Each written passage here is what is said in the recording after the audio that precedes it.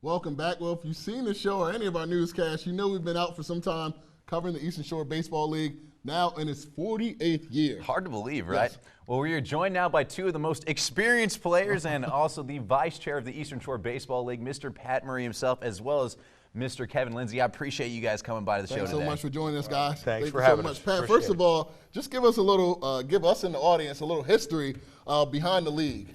Okay. Well, the first versions of the league came in about 1922 to 1928.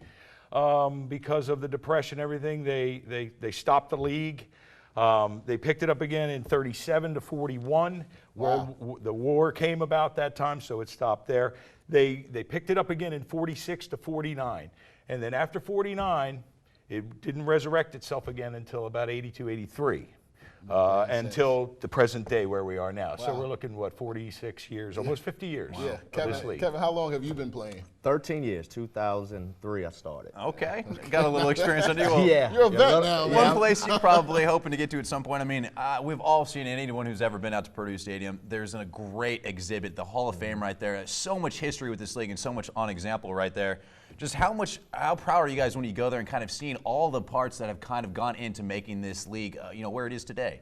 Whenever I have the duty for manning the museum, I always reflect that if baseball wasn't founded in another place, this is where it would be. The history that the museum holds, and the camaraderie, and just like the old speech, baseball is American, and you come to the museum, you're going to see every history of every league. The Negro League is there. The Eastern Shore Leagues are there. The semi-pro leagues, the way it developed into becoming the minor leagues for the pros. Yeah, it's just phenomenal. One of my favorite things about baseball, I mean, you're touching on it right there, is you can go up to any old timer, talk to them, and it's still so relatable. It's one of those sports that it hasn't changed so drastically that you can still kind of, appreciate those stories. And exhibits like that are a great opportunity to kind of understand where these things have come from.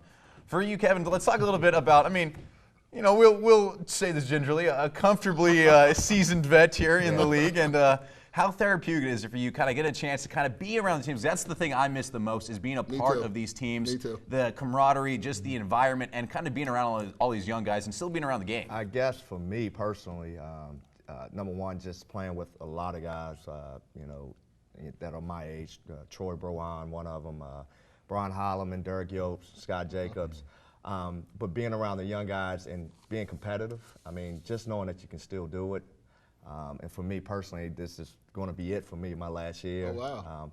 Like I said, I've been dating my mistress for about 13 years. My wife has allowed me to do that. And that's one reason for therapeutic part is we get away from the wives there. And my wife has been the one to say, go out and do it, have your kids watch you, and I enjoy it. I just get out the house and do something. I know I can still do it. Definitely understand. This man just announced his retirement. I think so. That is a boss move right there. Sorry, boss, Pat, I didn't know. Pat and Kevin, we got some footage of you guys showing off the skills a little bit. Yeah, I understand last week, Pat, you had a fielder's choice. Yeah. And Kevin, you just been hitting all over the place this whole season, guys. Just tell me about that a little bit.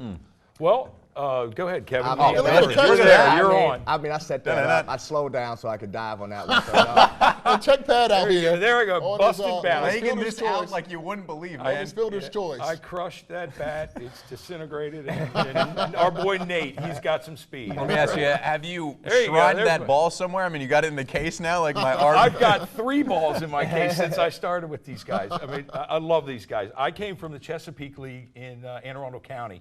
Played for the Pirates for about 14 years. Moved to Seaford. Still played back there, but never knew about it. So, I found the Purdue Chicks, and it's a family. It's another family. It's all great. in the love for the game, Yes. right, guys? Love it. Exactly. Love it. That's what it's all about. Thank you guys so much for joining us again. Hopefully you guys stick around. Hopefully you stick around. Golf lovers all around the world, get your putters ready. Spencer is bringing Drive in Delmarva. Stay tuned.